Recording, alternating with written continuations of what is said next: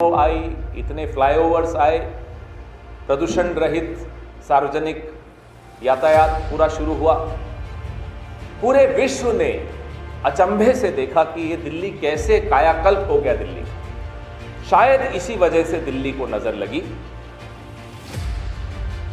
जब से केंद्र में भारतीय जनता पार्टी की सरकार आई है, ऐसा लगता है कि वो दिल्ली से बदला लेना चाहते हैं, क्योंकि 1998 से लेकर आज तक दिल्ली ने भाजपा को फिर मौका नहीं दिया। 93 में एक ही बार मौका दिया था, उसके बाद 98, 2003, 2008, 2013, 2015, 2020 इतने चुनाव हो गए और भाजपा को दिल्ली ने मौका नहीं दिया। ये दर्शाता है कि भाजपा की पोल दिल्ली वाले की आंखों में, उनकी आंखों में खुल गई। नेक्स्ट 9 न्यूज में आपका स्वागत है। मैं हूं आपके साथ अब्रार लखरे। दर्शकों, पवन खेड़ा ने एक बार फिर से भाजपा को जमकर लगाई लताड़ है और खासकर ये भी माना जा रहा है कि अब पवन खेड़ा फिर से एक बार उसी फॉर्म में वापस आए। दरअसल पवन खेड़ा के कई ऐसे बयान जो कि भारतीय जनता पार्टी के समर्थक बीजेपी के नेताओं को मिर्च की तरह लगती है और वही स्थिति एक बार फिर से हमें देखने को मिल सकता है। और कैसे, वो आपको इस रिपोर्ट में मैं आगे बताने वाला हूँ। दरअसल पवन खेड़ा ने कई ऐसे खुलासे किए, कई ऐसी बातें कही है जिसके आधार पर यह कहा जा सकता है कि भारतीय जनता पार्टी इससे सुनकर छटपटाने लगेगी। और ख़ास करके ऐसे समय पर जब 2024 के लोकसभा चुनाव जो हैं वो चल रहे हैं और कई चरण के मतदान हो भी चुके हैं। सवाल ये भी खड़ा हो रहा है कि आखिरकार उत्तर प्रदेश और बिहार की राजनीति में जिस तरीके से लगातार भारतीय जनता पार्टी बड़े बड़े दावे कर रही है, क्या उन दावों की कोई हकीकत भी है या मात्र इस तरीके से अफवाह भर जो है उड़ाई जा रही है। इन्हीं तमाम मामलों को विस्तार से समझेंगे दर्शकों और जानेंगे कि आखिरकार इस बयान का कितना असर हमें देखने को मिल सकता है। चूँकि आप देख रहे हैं कि बीजेपी एक बार फिर से विपक्षी दलों को एक साथ जोड़कर कहीं ना कहीं उनके ऊपर एक के बाद एक लांछन लगाने का काम कर रही है। और उस पर जब सबूत मांगा जाता है तो उस सबूत को देने के बजाय फिर से एक आरोप जो है वो लगा दिए जाते हैं।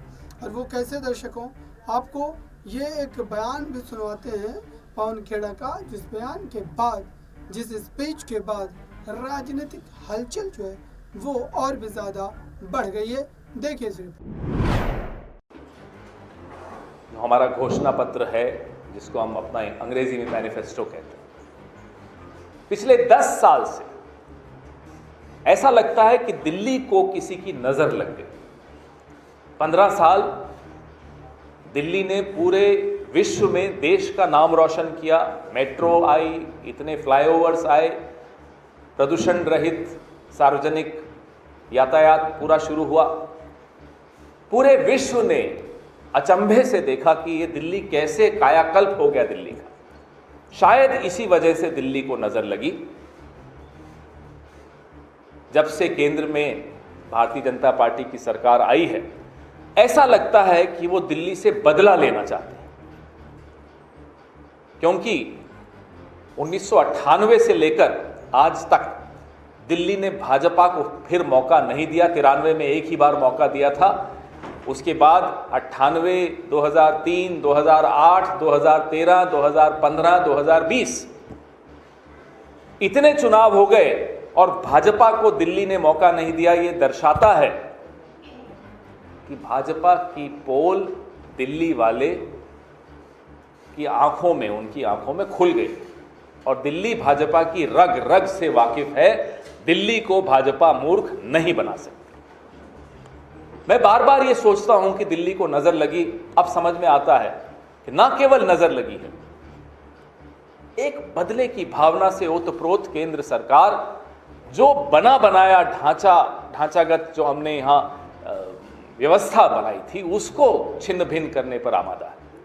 जो योजनाएं हम लाए थे, अनधिकृत कॉलोनियों पर विशेष तौर पे, मुझे याद है स्वर्गीय शीला जी चिंतित रहती थी कि इनको कैसे हम नियमितीकरण करें इनका, और भागादौड़ी करके केंद्र सरकार से भी जद्दोजहद करके, अफसरशाही से जद्दोजहद करके, विशेषज्ञों से राय मशविरा करके फिर हमने उनका नियमीकरण किया, सर्टिफिकेट्स बांटे, मूलभूत सुविधाओं की तरफ वो प्रक्रिया शुरू की। लेकिन उन सब पे पहले अर्धविराम लगा और अब पूर्ण विराम लग गया। बड़े बड़े नारे, बड़े बड़े नाम योजनाओं के देने में हमारे प्रधानमंत्री बड़े पारंगत हैं। प्रधानमंत्री उदय योजना सुना होगा आपने। तो आपने देखा दर्शकों, क्या वाकई भारतीय जनता पार्टी चुनाव जीतने के लिए किसी भी हद तक जा सकती है, किसी भी तरीके का जो है आप कह सकते हैं कि यहाँ पर गड़बड़ घोटाला कर सकती है और किसी भी हद तक जाकर मात्र चुनाव को जीतने के लिए ये तमाम कदम उठा सकते हैं। इस तरीके की बातें जो है वो पवन खेड़ा कह रहे हैं। पवन खेड़ा चर्चा में उस वक्त काफ़ी ज़्यादा आ गए थे दर्शकों, जब आपको याद होगा कि मणिपुर जो कांग्रेस का डेलीगेट्स जा रहा था विपक्ष का, दरअसल उसमें उन्हें एयरपोर्ट पर गिरफ्तार कर लिया गया और उस गिरफ्तारी के बाद पवन खेड़ा का चेहरा जो है वो खुलकर मीडिया के सामने आया था और उसके बाद ही वो और ज़्यादा अग्रसर होकर के राजनीति में अपनी भूमिका को निभाने लगे। अब ऐसे में सवाल ये खड़ा हो रहा है कि आखिरकार पवन खेड़ा के इस बयान के बाद भारतीय जनता पार्टी को सियासी नुकसान कितना होगा? क्या वाकई बीजेपी इस नुकसान से पूरी तरीके से जूझती नजर आएगी? क्योंकि आप देख रहे हैं कि लगभग जो 5 चरण के आप कह सकते हैं कि चुनाव समाप्त हो चुके हैं लगभग, अब उसको लेकर के साफ तौर पर ये कहा जा रहा है कि भारतीय जनता पार्टी जो 400 पार के नारे को लगातार दोहरा रही है, ये नारा मात्र जनता को मूर्ख बनाने का है।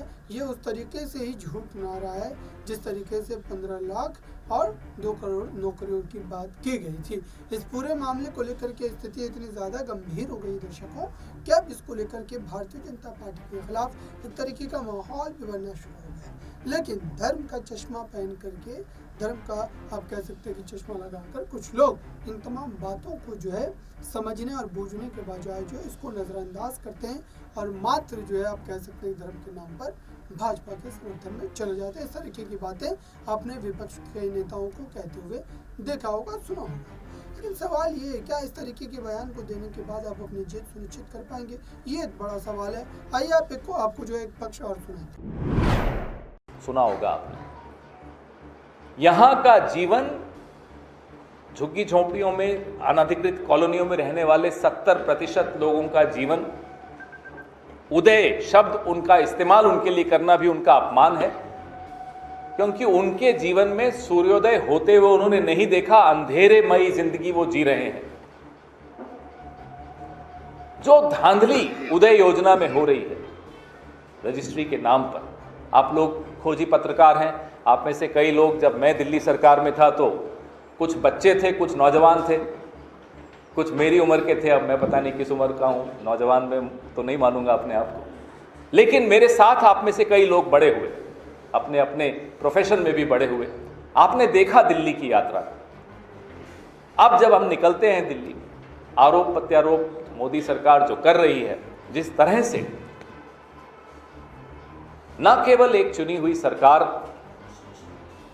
को संघर्ष करना पड़ता है, बल्कि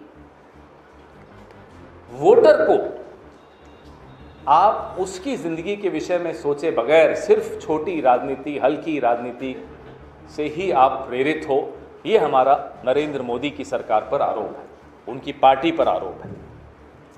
बहुत छोटी राजनीति इस शहर में होने लगी, पहले ऐसा नहीं होता था। हमने अटल जी का भी दौर देखा, हमारा डॉक्टर मनमोहन सिंह की यूपीए की सरकार तो खैर स्वर्णिम युग था ही दिल्ली के लिए, लेकिन अटल जी की सरकार में हाँ संघर्ष करना पड़ता था, ऐसा नहीं कि संघर्ष नहीं करना पड़ता था शीला दीक्षित जी की सरकार को, लेकिन फिर भी राजनीति का एक स्तर होता था। दिल्ली की चिंता सबको होती थी और नहीं होती थी तो शीला जी, मुझे अच्छी तरह याद है, एक दिन अटल जी के यहाँ बैठक हुई, मेट्रो के संबंधित कुछ अप्रूवल्स लेने थे, हारून यूसुफ जी भी हमारे साथ थे, हमारे अनिल भारद्वाज जी भी थे उस बैठक में। अटल जी ने साफ इनकार कर दिया था। कभी हारून जी से आप ये किस्सा ज़रूर सुनिएगा, बड़ा रोचक किस्सा है। चाय भी पिलाई अटल जी ने, बड़े प्रेम से बात की, आदर से बात की, लेकिन फाइल अप्रूव नहीं की। उनके अफसरों ने वहीं कमरे में आकर कहा कि नहीं साहब ये अप्रूव नहीं हो सकती। शीला जी ने कहा एक चाय और पिलाई। मैं बड़ा हैरान कि शीला जी दिन के वक्त 2 बार चाय पी रही हैं, समझ में आया नहीं। चाय और आई। फिर शीला जी ने एक बहुत ही सुलझे हुए सधे हुए शब्दों में अटल जी को कहा, अटल जी मैं बड़ी मायूस होकर जा रही हूँ, बाहर जब मीडिया वाले मेरे साथी खड़े हैं तो मैं उनको कहूँगी अटल जी को दिल्ली वालों की चिंता नहीं है। अटल जी ने शीला जी का हाथ पकड़ा और बोला बैठो। वो समझ गए कि शीला जी बहुत ही सलीके से एक धमकी दे रही हैं। और फिर अफसरों को बुलाया अटल जी ने। सारी फाइलें वापस टेबल पे खुली। 6 फाइलें ले गई थी, 6 की 6 अप्रूव करके 2 घंटे बाद हम बाहर आए और मीडिया वालों को शीला जी ने, उनकी आपको स्माइल याद होगी, बड़ी अच्छी तरह से उन्होंने वो मुस्कान दी। और तो आपने सुना दर्शकों, क्या वाकई उत्तर प्रदेश में ये बड़ा राजनीतिक खेला हमें देखने को मिल सकता है और इसकी संभावनाएं कितनी नजर आती है। फिलहाल इस रिपोर्ट में बस इतना ही। जुड़े रहें नेक्स्ट 9 न्यूज़ के साथ।